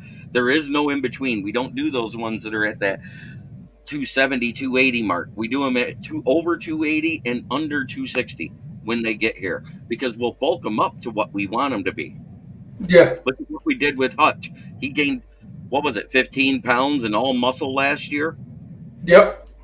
Because he was at 260 when he got here, and he's almost 270 something now. Yeah, and I think that pick Wingo, the pick in the 6th round, I think that dude has the ability to really help Hutch out, especially with what's the guy Davenport is here too now, so I think you can rotation. You got a rotation. Maybe Hutch can even catch his breath on some plays. I'm really excited to see how that D line is going to be with DJ Reader. And remember, when Hutch was off the field, who played last year? The commish. Yeah. He's the replacement for Hutch when he goes off the field. That's why we kept him, because he wasn't as productive as he was the year before, because we didn't use him as much, because he didn't have to be opposite, because Charles Harris was healthy, Pascal was healthy, Levi was healthy. Yes. We had the Aquara brothers. But the problem is, Romeo Aquara, we overpaid for what he was. Yeah. He had the one good year and then was never the same after he got hurt. Is he the one that retired, or was that the younger brother? Romeo Aquara is the one that retired. Romeo Aquara retired after Julian didn't get picked up by anybody. Julian's still in free agency. Okay. And that's possible. He comes back for a cheap signing for We depth. don't even need him, though. We don't need him with what we got now. You don't think we put him on the practice squad maybe if no one picks him up by the start of the season? No, because we picked up 2 DNs in the practice squad, too. We picked up Nate Lynn out of Williams and Mary College, and he's almost the exact same build as Romeo. Remember, Julian was a lot lighter and closer to an outside linebacker in the NFL. So, and that's where we used him, is either at the Sam or the Will when we ran with 3. Yeah, I know, but this isn't his show, and I don't care what Scott thinks of what I do on my shows and the places I visit. I'm outside. I'm not in my house, and I'm enjoying it because if he vapes, I can smoke. Exactly. Oh, my God. Don't bother me. No. Listen, you guys are not the only team that really bolstered your secondary. We're not. The next pick, and later on in the second round, the Philadelphia Eagles do the same thing. They picked up the guy that Chris Sims thought was the best corner in the draft, Quinion Mitchell out of Toledo. And in the second round, they come back and get Cooper DeJean, guys. I was really surprised that Cooper DeJean really dropped to the second round, to be honest. I'm not, because he had a stigma on him. He had a stigma on him, remember? He'd have been the first white corner drafted in the first round since Adam Archuleta. Wow. So, and there's a stigma about it, because what happened to Adam Archuleta? After he was in a year, he moved to safety for the Rams. Same with Jason Sehorn with the Giants. Started out as corner, ended as a safety. Yeah. They were afraid of that. That's why he was listed as a safety on most draft boards, is because everybody was already moving him because he had half of his snaps at safety at Iowa. Yeah. Well, either way, they got both of them, and it's really going to help out their secondary. I think that, they're smart picks by a team that had a weak secondary last year. Of course, they got C.J. Gardner-Johnson back from you guys, also. And so, I think that Philadelphia, with the problems that they had last year, and I really do believe it was coaching and behind the scenes that cost them an opportunity to really have a special year after they made it to the Super Bowl the year before. They lost their offensive coordinator. He becomes the head coach at Indianapolis. They lose their defensive coordinator. He becomes the head coach at Arizona. And they took guys with them, to join them on their staffs. That had a big effect. Veteran leadership got them. What's up, Gregory? One start. And then after that, things started falling apart the longer the season went. And you know what? I had Cooper DeJean in my top 5. The guy I didn't have in it, because if you actually watch him, he may be fast as hell, but he's just a zone corner as Nate Wiggins. Yeah. And he ends up going later in the round. And the next thing here really to discuss, and I'm waiting for it to come across because my mind's drawing a blank, is the best interior O-lineman went where he needed to go, though. He went to the Buccaneers. The Buccaneers needed that. Morton. Yeah. It's Brian Thomas Jr. Okay, so Brian Thomas Jr., who we had in our mock draft going to Chicago. Okay, he ends up going all the way down here to Jacksonville. Jacksonville needs, some good receivers. They lost Ridley to Tennessee here in the offseason. Now, they did bring Gabe Davis over from the Buffalo Bills. They'll pair him along with Christian Kirk and now Brian Johnson Jr. You've got yourself 3 guys who are all capable of doing different things. Who's the fourth one, buddy? Zay Flowers. No, right? Zay Jones. Zay Jones is the other one. Flowers is Baltimore. Flowers is Baltimore. I get them mixed up because it's Zay, the first name. Me too. That is a cigarette, sir. I smoke cigarettes. But they're gonna need to have some field, plays.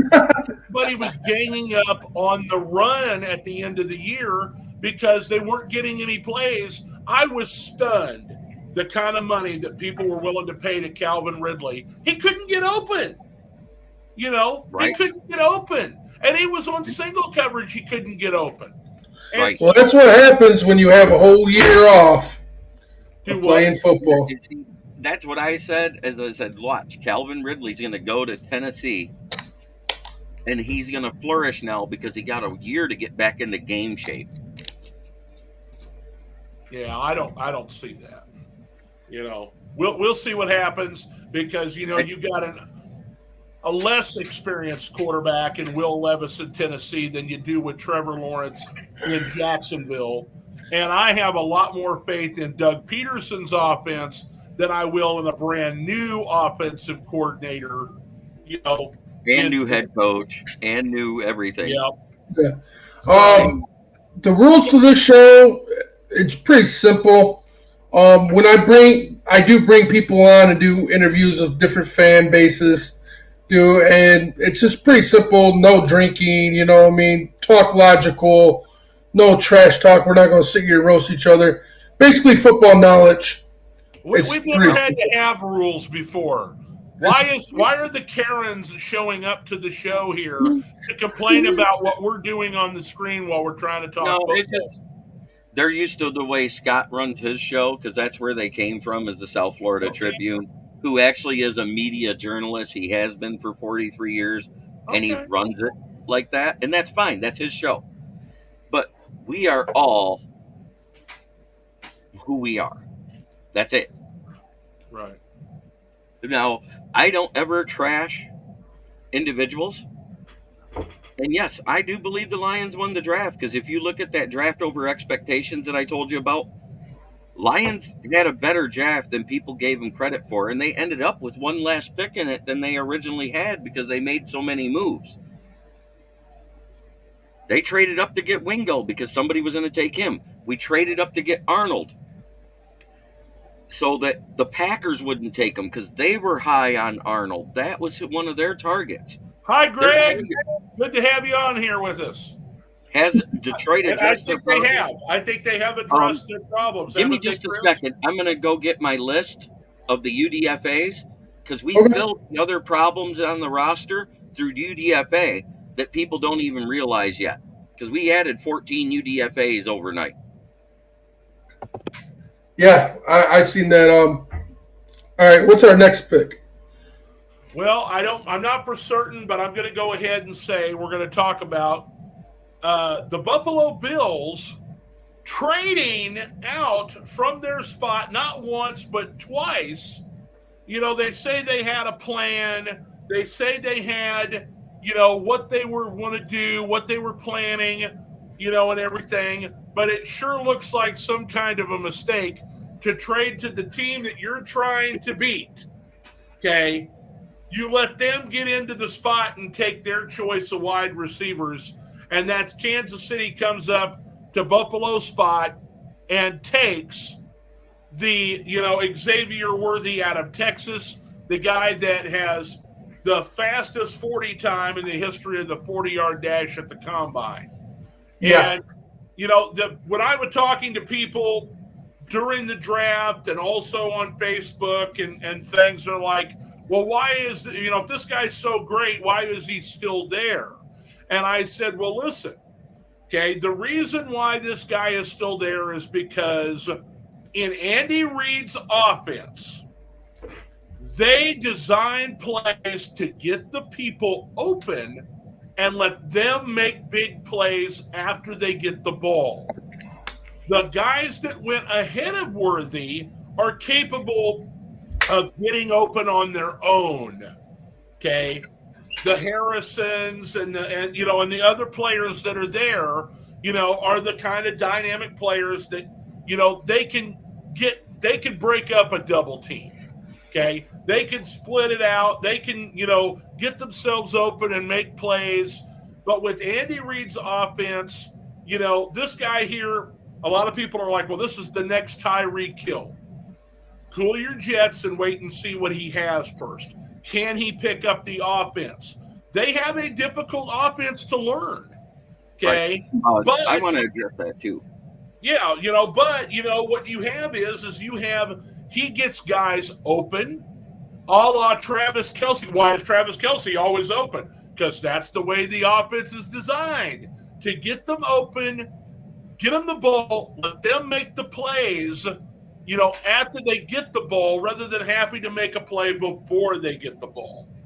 And so, they call it a finesse offense in some circles, but, it's working out fine for winning, all these games that they've won over the last several years. Andy Reid's a proven coach. His offense is proven. It doesn't matter who the offensive coordinator is, because Andy Reid's the one drawing up the plays. And I think he has a chance to be a huge impact, Greg, because with Rice facing a suspension for we don't know how long, but it's most likely going to happen, he's going to have ability to get, I think, first-string reps in the first couple games, depending on how his preseason and training camp goes. He's going to be ahead of the curve. He's going to be ahead of the curve because he lives in Texas. He played in Texas. Patrick Mahomes is hosting his Texas camp down there with all of these other players, and he's going to get right in there, and they're going to teach him the playbook early. They're going to work on routes. They're going to, he will learn from Patrick and the other guys that are there. And yes, I think he will have a huge impact.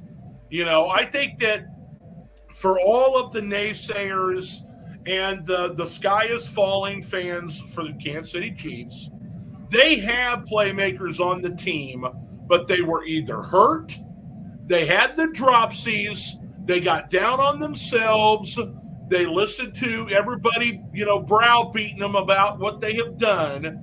I still believe in Kadarius Toney. I think that he's going to have a bounce back year this year. I think that if Sky Moore is healthy, there is a reason why they didn't bring Mecole Hardman back. Okay. They brought in Marquise Hollywood Brown. They drafted Xavier Worthy. This is their wide receiver room. The guys they had last year and the guys that are on, that they just picked up. And I think that they're going to make it work. And with the new rules when it comes to, punts and kick returns, especially the kick returns, okay, Worthy is, with his speed, he is a kick return specialist, and I think he'll make big plays for Kansas City this year. Yep, and let's go into that, too, about what Worthy will do for that offense. Worthy's going to do for that offense what J-Mo did for us while he was still getting his feet under him when he first got back off of the suspension. His speed made it so Amon-Ra, Raymond, Laporta, and everybody else was open underneath. And everybody forgets that because they have to respect it and have two of those people deep just to cover that guy. And when he does get open, he'll be wide open because there isn't anybody with that speed. Worthy is that Jameson Williams type of speed guy, Tyreek Hill type of speed guy, etc., etc. He doesn't have the greatest hands, but he is a dog after he has the ball in his hands when he does catch it. He likes to bowl over defenders. He likes to run through them. Kind of like how Jameson did. Look how he ran through defenders to get the touchdown there against the Rams. Yeah.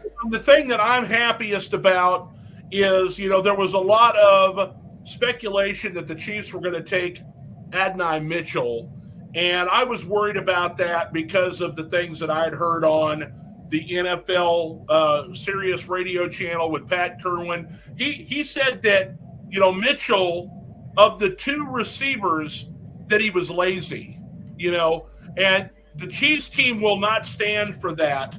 If Worthy is a dog and he's a worker, he will fit right in with their team because they run themselves ragged in training camp so that they are ready for the season, and that's what they need. Yeah, and also, I agree with that last statement about Jameson Williams where he says this needs to be his breakout year. It has to be. It'll be his first one where he's available week one.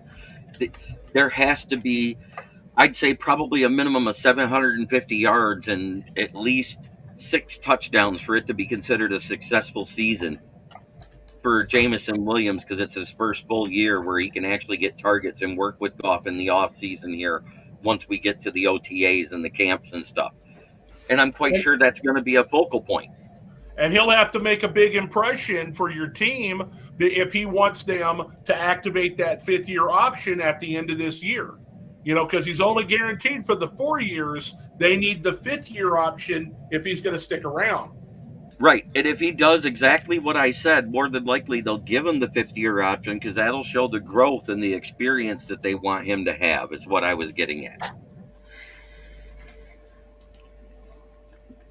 Do you think AMD will beat earnings on Tuesday? What's AMD? Don't know. But at the same time, wild question. have we pretty much covered the first round positions that we wanted to cover now and the people we wanted to cover yet? We're coming down to the end.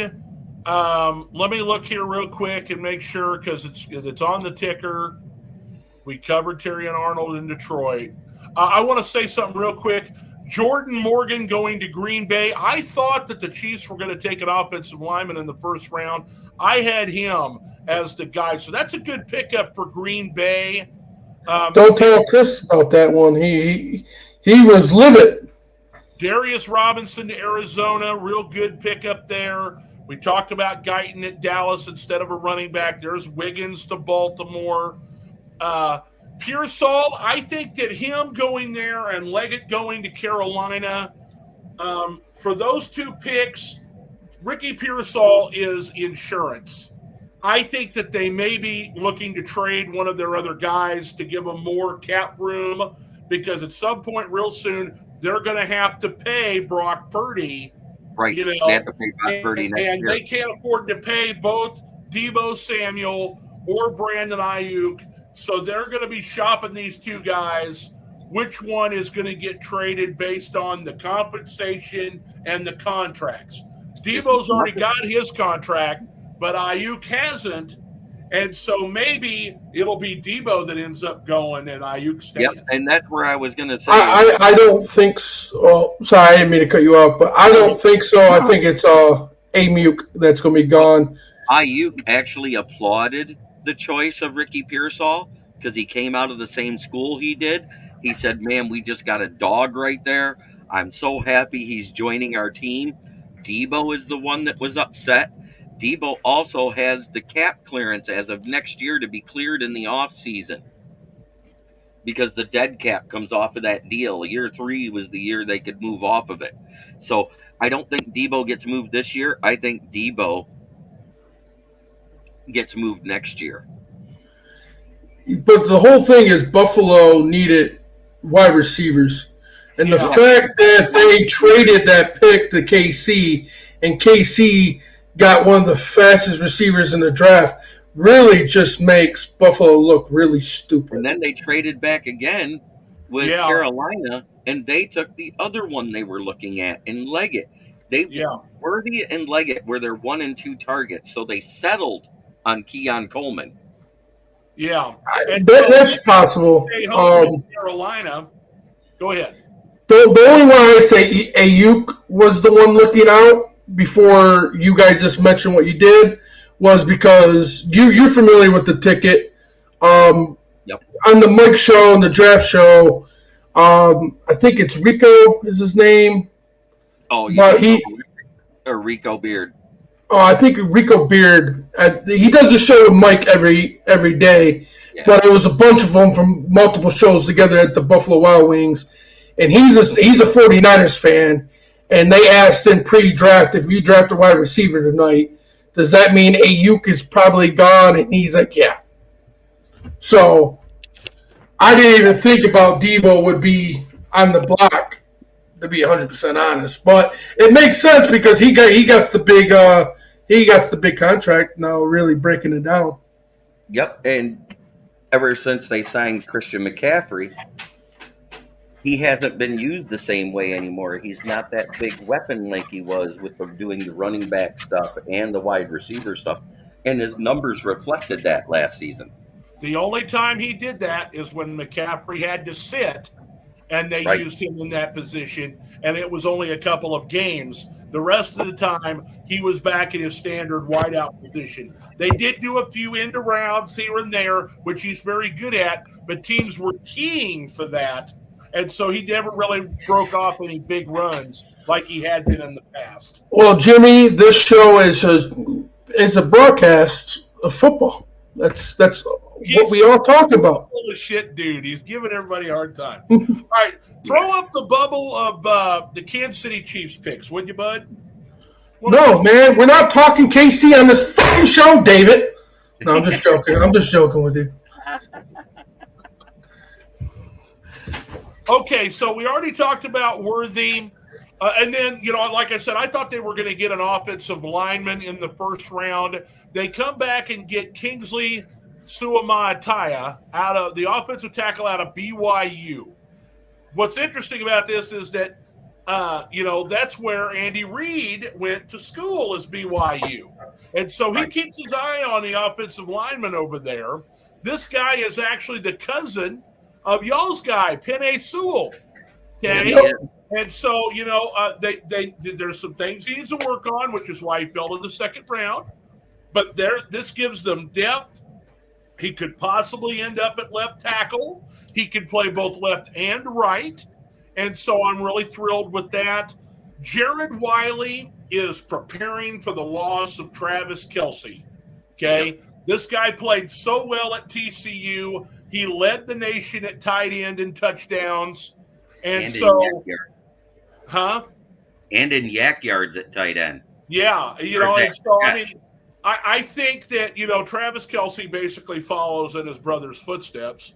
If they get the three-peat this year, I think that with all of his off-the-field interests, there's a chance that he'll retire. And so this guy's going to come in. They picked up Irv Smith Jr. from Cincinnati and previously from Minnesota in the offseason at free agency. I like Noah Gray, but I think that they're letting these other inline blocking tight ends are going to end up walking away. The Blake Bells of the world are probably done in Kansas City. Jaden Hicks was highly touted at safety. Him falling down as far as he did, the Chiefs sweated out getting him at this point. But this is another indication that they are bolstering. And it's a revolving door of guys they know that are going to want to get paid in their secondary. And they're replacing them a little at a time as they go. They let Snead go in a trade and didn't ask for a lot from him because, he did such a good job for them. And so they bring in him and they bring in, Kamal Hayden at corner. And so two secondary guys with a chance to make the team. I think that the Hunter Norzad at center pick, that him along with, CJ Hansen, they're lower round guys, so you don't know how they'll pan out, but they have to be preparing for the possibility that they're going to lose some of their offensive line greats because they're not going to be able to afford to pay them. Next year, Creed Humphrey and Trey Smith are both going to be, wanting to get paid. They got Nick Bolton at linebacker, who I'm pretty sure they're going to want to re-sign. And so they may keep Nick Bolton and they may keep one of their offensive linemen. They're not going to be able to keep all three. And a very underrated guy that could be a flash guy to take over if they can't get the deal done with Creed Humphrey. I like Hunter Norzad out of Penn State. He had a very good year opening up the run gaps, and he also did very good in pass protection with only giving up 2 sacks from the interior O-line position all season. So he actually did really good, and considering how good that front seven of Michigan was when they played him, he didn't give up a sack that game. Yeah. The other thing here with him is the Chiefs have been very quiet about Joe Thuney's injury, the one that didn't allow him to play in the Super Bowl, and they had to use, Allegretti in that position. Well, Allegretti left in free agency for some pretty good money to be a starter in Washington, and he reunites over there with Andrew Wiley, who's another Chief who left the previous season. And so, is Tooney going to be able to rebound and play this year? Is he going to be healthy and at full strength? Or is this, a real bad injury that he's not going to be able to overcome and they're going to have to put somebody else in that place? If that's the case and they decide they're going to have to release him, that will clear quite a bit of cap room because he's making over $20 million a season.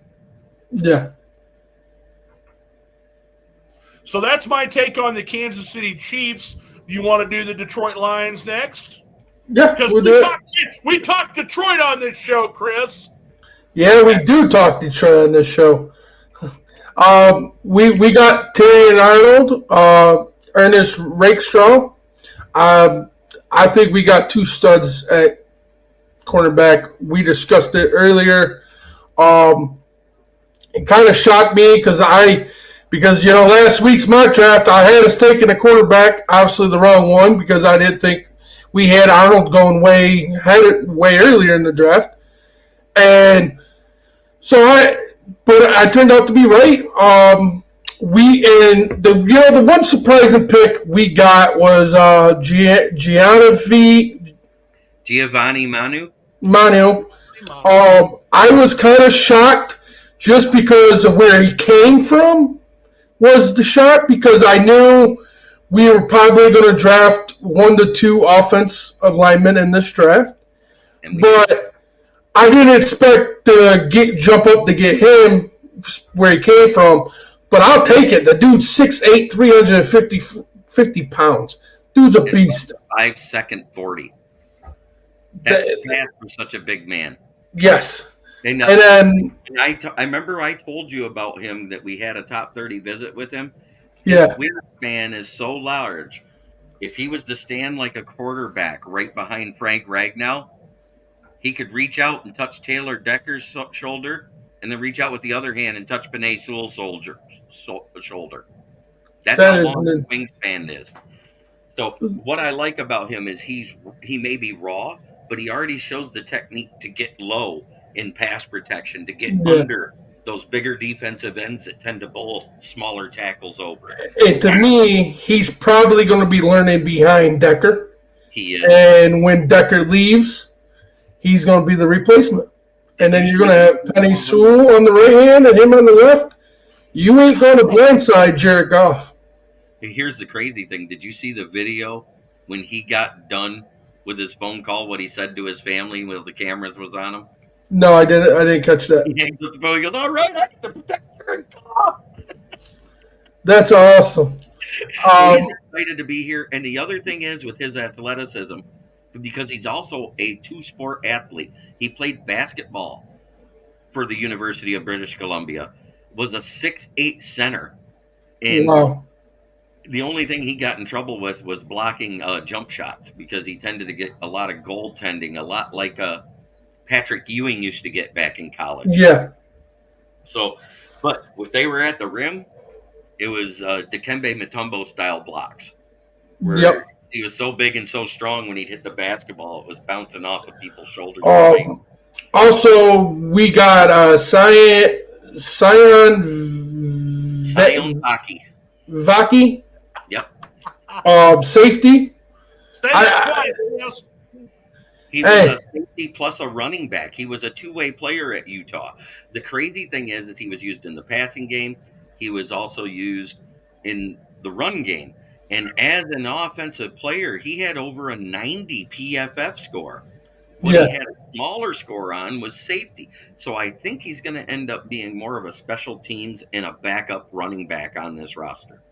That's what I've heard a lot of reports, and I'm okay with that. And then one of the biggest steals of the draft, we just mentioned him not too long, Malik Wingo, defensive tackle, and I think this guy could be a huge adjustment and a huge addition because James Houston's coming back again, and this is going to be the make it break it year for James Houston, and this kid's going to be able to probably steal some reps from him if James Houston can't stay healthy and get back to the year he had previously with us. But I think you're a little off on the steal of the draft. The steal of the draft was the next pick because that guy was the 85th prospect. He was slated as a third rounder.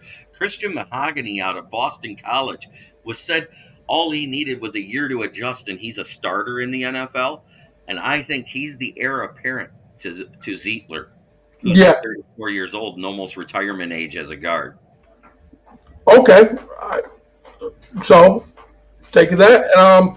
If you want, we can do the UDFA undrafted free agents real quick. Okay, the undrafted free agents that we picked up, and I'm going to highlight about 5 of them. 1, because he has a unique name. 3, because they're the ones that got guaranteed money, which are usually the ones that end up cracking the 53-man roster after the preseason's over. The one that is going to crack the lineup, and it could, because of his kick return abilities, is Isaiah Williams out of Illinois. He's a shorter, smaller guy, similar to Khalif Raymond, just a hair taller, just under 6 foot tall. But he averaged 19.3 yards a kick return in college. He got a $240K guaranteed contract out of us. And that's a lot of money for an undrafted free agent. So, and then you got Duke Clemens out of UCLA, who got $60,000 guaranteed. He's played also left guard and right guard. Duke Clemens. The other one was Isaac Ukwu out of Ole Miss. He was an underrated defensive end who's kind of a tweener, just like Miko. Okay. Smoking Jay. How you doing, Dusty? And then the other ones were Jalen Cahoon out of Duke, a wide receiver. He was the first wide receiver in Duke history to have over 5,000 career yards, and he did it in 3 years. So that's a huge one to watch to see if he can crack the roster. He's a little bigger than Isaiah Williams. Yeah, I think he's 6'2", which puts him right in line with all of the wide receivers that we have on the bigger side. They are all 6'1" to 6'3". We don't really have that 6'4" plus guy on the roster, but he also is a contested catch guy. We got Isaac Rex out of BYU, tight end, and he's a good-sized guy. He's 6'5" and 260. He ran a 4.7 40, which means he's neither fast nor slow. He's average speed. Green's spot is in jeopardy because Green is also 6'3" and runs a sub 4.4. I think he didn't get a chance to flourish because we had so many of those clutch guys on the team. We had Reynolds, which was Goff's security blanket. Raymond became a favorite for Goff. And then, of course, Amon-Ra and Sam Laporta, the way they played, it made it hard for Green to hit the field, especially with them lowering the suspension of J-Mo. We needed to see more of Green in those first 4 games. Nate Lynn out of Williams and Mary College. He started to come out last year, but he didn't get a agent, so he was able to go back, and he actually got NIL money in Division II at Williams and Mary College. So that tells you he must be one of the better players in Division II. He actually has an 8.68 RAS. Okay. And he's very productive, and he's a sack guy. He had 12.5 sacks in his 3 years. In the first year, he only played 4 games. Wow.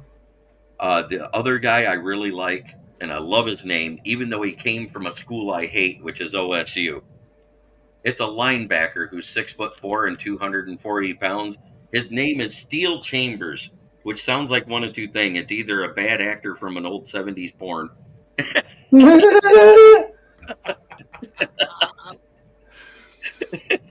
Or a new type of gun that has steel chambers. It's one or the other. But he actually is very decent in man and zone coverage. He tackles really well. He was a tackle leader a couple years ago when they had so many stud linebackers come out, which is kind of crazy. But he had a small injury at the beginning of the time. And we also picked up the kicker from University of Michigan, James Turner. We got long snapper Hogan Hatton out of Idaho, who didn't have one single muff snap to his holders for them. So that's somebody to look at because, we got Scott Daly and Jake McQuaid, but Scott Daly's getting long in the tooth and Jake McQuaid's also getting older. We might go younger here. Defensive back Lauren Strickland out of Ball State, who played safety and corner and all over the field, inside nickel. He played Viper in the box safety. He's a hard hitter and an in-air ball defender. Not much, doesn't have the hands. Yeah. Deron Gilbert out of Northern Illinois is a safety also, and that ends up the list of our UDFAs. So sounds like we've loaded our practice squad heading into training camp. I mean, some are not going to make the team. Some are just camp bodies, obviously. I mean, think about it. We said we wanted to get somebody either in the draft or in UDFA just to be competition for Badgley. Yeah. We've all said this. We said it all last year when we had Patterson. Why did we waste a draft capital? Because think about it.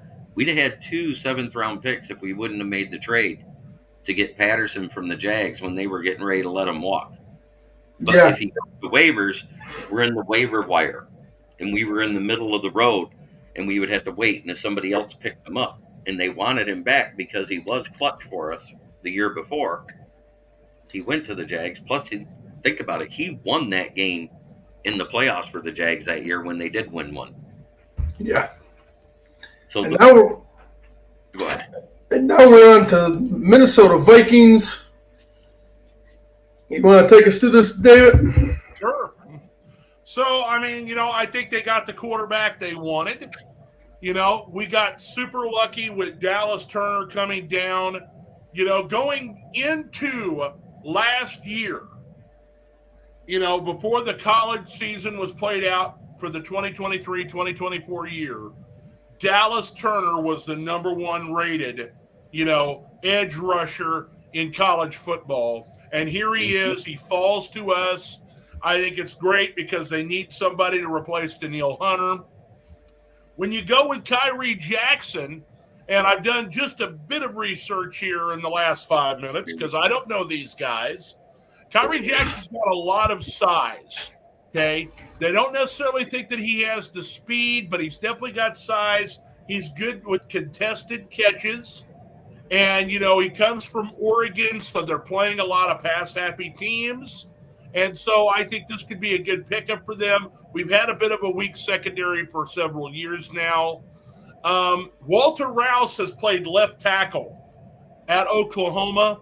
They view him as possibly a swing tackle, a guy that can come off the bench and be either the left or right guy in a pinch. I don't know that he'll be a starter right away or anything, as he was picked later in the rounds. But what I find interesting is that, Greg Joseph has been a decent kicker for them, and he's going to pick up this guy, this new place kicker.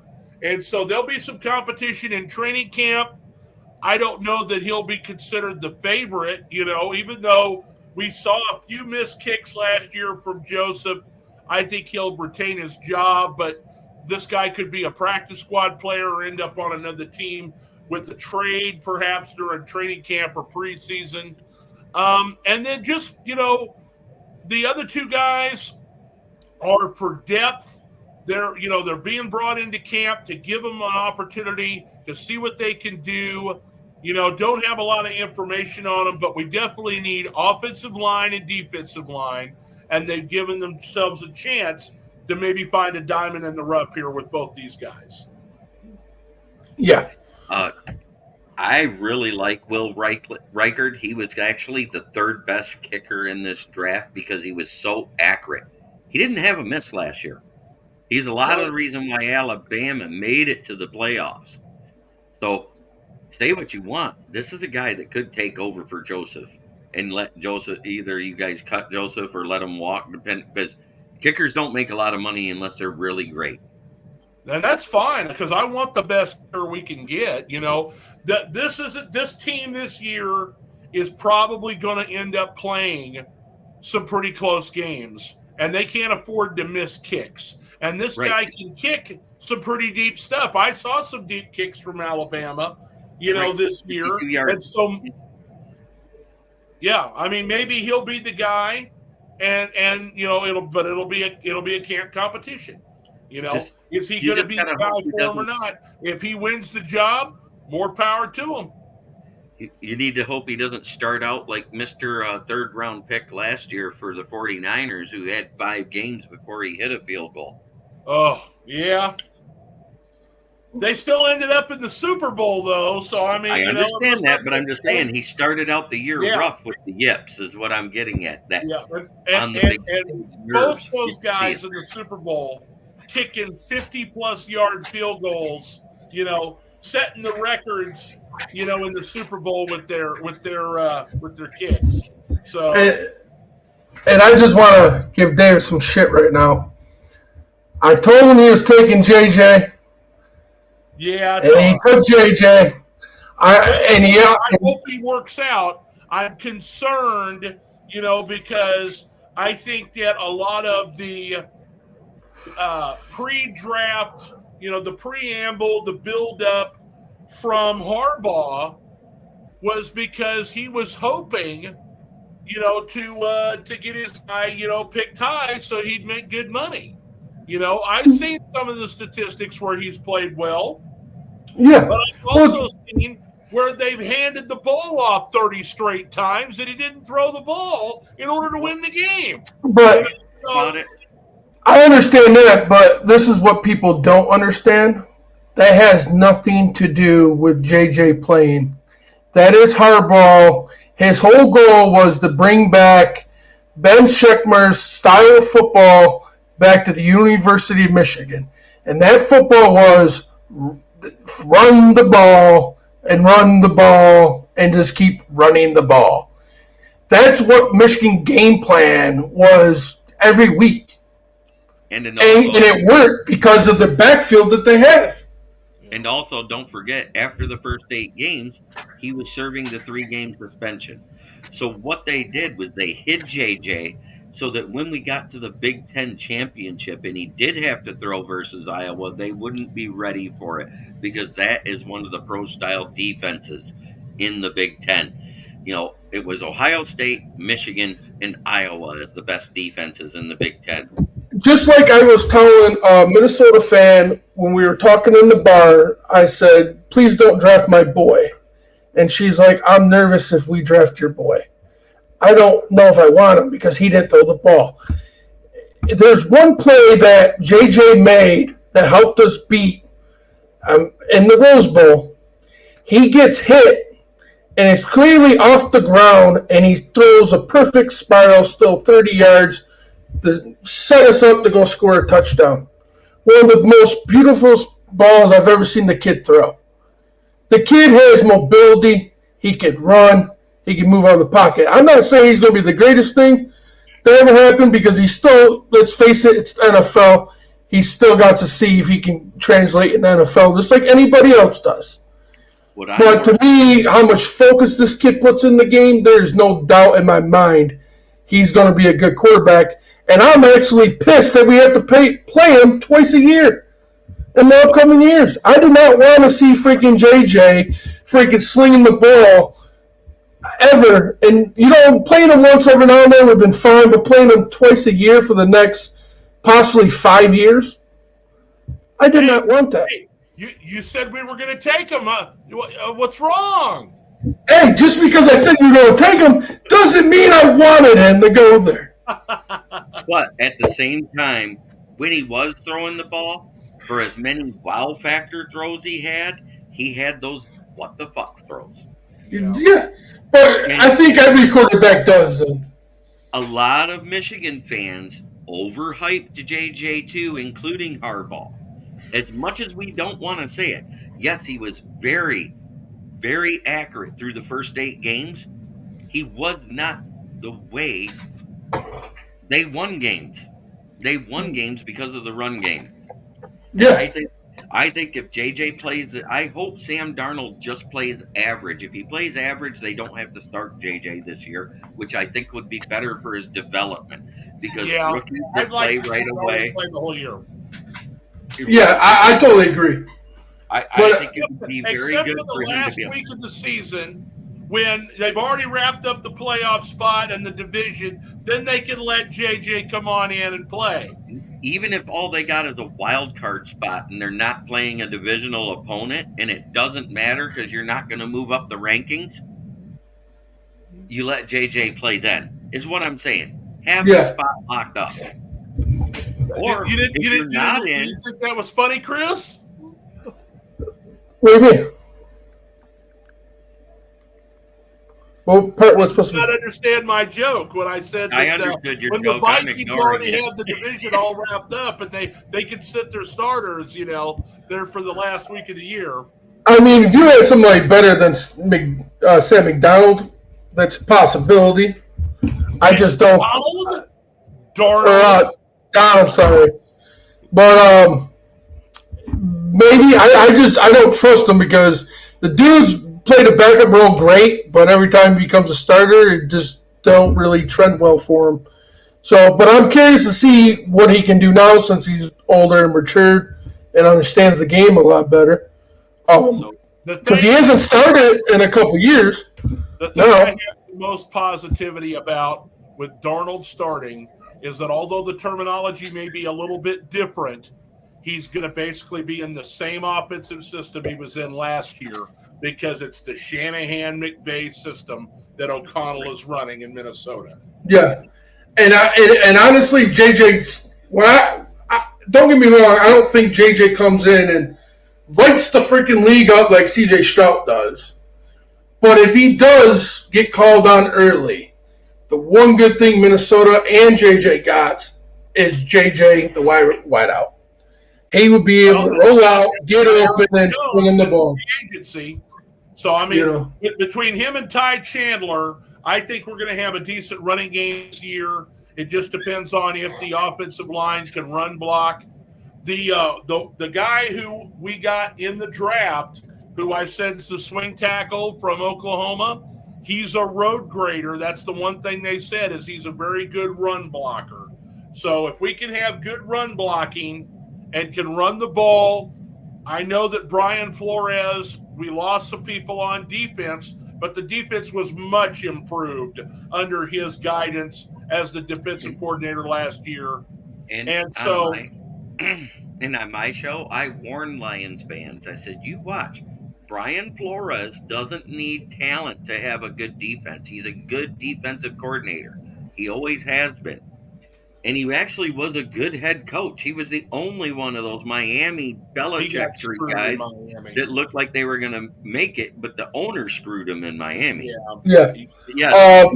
Quintez Cephas is now a Buffalo Bill. I did not hear that, but thank you for today. I did not hear that. You definitely got Hawk 2 coming back. Probably he is a winner, whatever it takes. Half of the season, which is why in the mock draft I thought we'd get Bowers and wait on the quarterback later on. Did you guys hear about the owner again with the Carolina Panthers? What he did this weekend? Yeah, about driving past the store that says, please don't have a hand in our draft picks or whatever. Yeah. Let the GM and the coach make the picks this year. Yeah, and I'm sorry, but if I was that worker, like I showed my dad the video, and I was like, dude, if I was this worker, I probably would have got fired and probably would have been in jail with a smile on my face because I would have punched him right in the mouth as soon as he grabbed my hat and just took it off because I was a different fan than the Carolina Panthers. Like, the owner of the restaurant put that sign out. Right. Not the dude that's just the hostess for the draft party. Like, in the NFL, it's just crazy because to me, the NFL didn't really punish them for spilling the drinks on the players or on the fans. He got basically slapped on the hand with that. And now he's in restaurants doing this shit because they know he screwed the team last year by not taking CJ Stroud. He's worse than Dan Snyder at this point for as young in his ownership career as he is. To be making these mistakes and thinking he can get away with them, I think that the NFL's got a real problem on their hands with this guy, and I expect that he's going to get in trouble for that when they finally get around to it. Yes, we talked about that early in the show, Earl. Get paid for touching it. Yeah, Hutchinson is feasting on Donald. I think so too. You know, they've got a decent O-line, but you know what? It wasn't able to stop our rush when it wasn't as good last year. I think our pass rush is much improved from what we had the year before. Yeah, because right now we're going to have a secondary, so that means we can blitz a lot more without leaving our secondary out to dry. That's the one huge thing. I'm hoping it works out like that. And if you look at a lot of the guys on this roster, we still have a lot of 3-4 guys trying to learn a 4-2-5. Yeah. If we would go back to the 3-4 under we were running in 2021, I think it would be a lot better. I think the guy's actually a billionaire. He is. If I'm not mistaken, and that's why the dude acts the way he is, because I got enough money to buy my way on everything. And I love his next comment, then buy season tickets with the money. Hey, you're just being a hater. Come on now. Well, gentlemen, I have nothing further to add to the discussion for this week. I think we put on another good show. Jeremy, thanks again for joining us here. No problem. The only thing that I found out is that the publisher, when he was sitting next to me, because I went live on my podcast and was streaming and talking about each pick, when he was hearing me break down the players' games and what their strengths and weaknesses was, he goes, I knew you were good, but I didn't know you were this good. So he had a discussion with me after we got done and when we were in the car, and he's going to contact a couple of community colleges or Division II schools in the state to see about getting me on as an intern doing video analysis for the teams. That'd be awesome. That is the doorway to scouting. Right. That's where you start. He goes, he has contacts with former Lions special team coach John Bonamego, who also was the head coach of CMU at one time. Also has contacts with Mel Farr Jr., Mel Farr Superstars kid that went to UCLA and went for a short time until he got injured, was a running back in the NFL.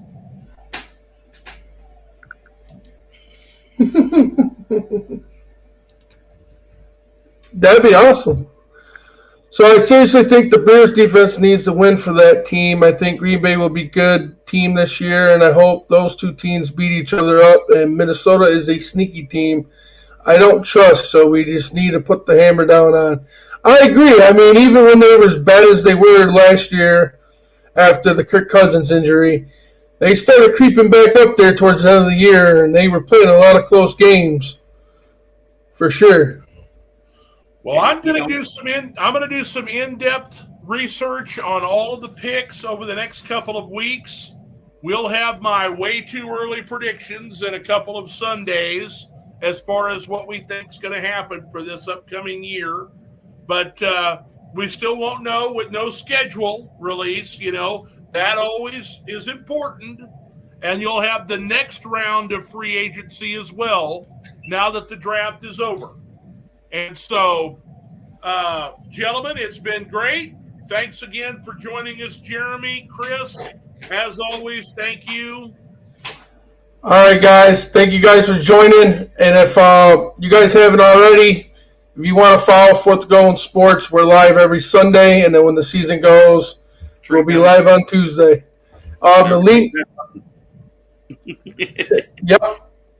The links, you can follow us. They're all on in the chats on Facebook. Just type in Fourth Going Sports. It'll pop right up. Or you can look up me or David online.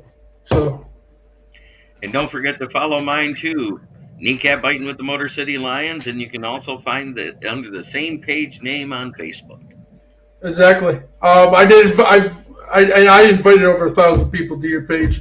Yeah, it's steadily growing. It's over 170, I think now. Awesome. Right around there. Good to hear. As soon as I hit 1,000, StreamYard will allow me to go live into it again. Good deal. I don't know why Facebook stopped people from being able to go live into groups.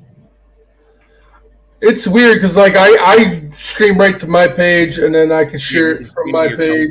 And you can stream right to your profile page, but they stopped it from being able to go into groups. Facebook did itself. Okay, I see what you're saying. Like my Motor City Kneecap Biters page I had, it just all of a sudden it said, "Oh, you can't go here."